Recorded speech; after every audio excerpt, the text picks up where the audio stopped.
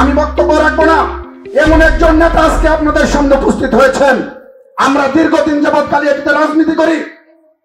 রাজনীতির ইতিহাসে এই দলের দুঃসময়ে আজকে কালিয়াতীর উপজেলার শত শত নেতা কর্মী কিন্তু জেল খেটেছে, মামলা খেয়েছে, বাড়িঘরে থাকতে পারে নাই। আজকে বেনজির আহমেদ টিটু ভাই তখন কিন্তু এই নির্যাতিত নিপীড়িত জেল খাওয়া মানুষের পক্ষে কিন্তু দাঁড়িয়েছে।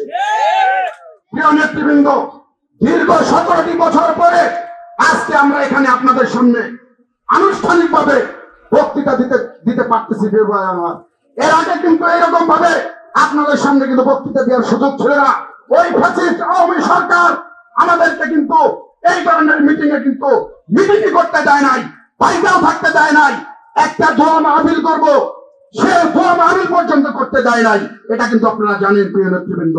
আল্লাহ আমার দুনিয়ার ভাই সকল অত্যাচার নির্যাতনের পরে 5ই আগস্ট এদেশের ছাত্র সমাজ, যুব সমাজ এবং বিভিন্ন রাজনৈতিক দলের নেতৃবৃন্দর ঐক্যবদ্ধ আন্দোলনের মধ্য দিয়ে ওই হাসিনার পতন হয়েছে। প্রিয় নেতৃবৃন্দ, পতন হওয়ার কারণে আজকে আমরা আপনাদের মাঝে এসে সুখ দুঃখের কথা বলতে পারতেছি। প্রিয় নেতৃবৃন্দ, বক্তব্য রাখবো না, নেতৃবৃন্দ বক্তব্য রাখবো। পরিশেষে আমাদের যিনি সাংগঠনিক অভিভাবক, দলের দুঃসময়ে কিন্তু হাল ধরেছে বেনজির আহমেদ টিটু ভাই। আপনারা অনেকে বলতে পারেন টিটু ভাইকে হয়তো অনেকে চিনেন, অনেকে নাম শুনছেন, অনেকে দেখছেন, অনেকে দেখেন নাই। আপনাদেরকে বিনীতভাবে অনুরোধ করব, টিটু ভাই একজন বিচক্ষণ মানুষ।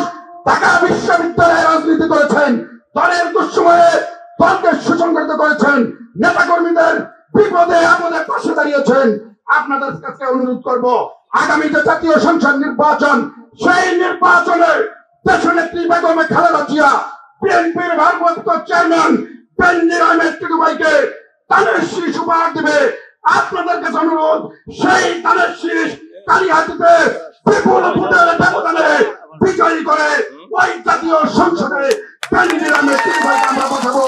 এই আশা ব্যক্ত করে সকলকে ধন্যবাদ জানিয়ে আমি আমার বক্তব্য শেষ করছি। খোদা হাফেজ। বাংলাদেশ জিন্দাবাদ, বাংলাদেশ জাতীয়তাবাদী যুবদল জিন্দাবাদ, শহীদ রাষ্ট্রপতি জিয়া রহমানের হোক, দেশনেত্রী বেগম খালেদা জিয়া জিন্দাবাদ, নতুন প্রজন্মের অহংকার তারেক রহমান জিন্দাবাদ, কালিয়াতীর সাংগঠনিক অভিভাবক জনতা জনাব বেনজির আহমেদ টিটু ভাই জিন্দাবাদ, জিন্দাবাদ। সকলকে ধন্যবাদ। আসসালামু আলাইকুম। মিশন 90 সংবাদের পিছনে নয়, ভিতরে ছুটি।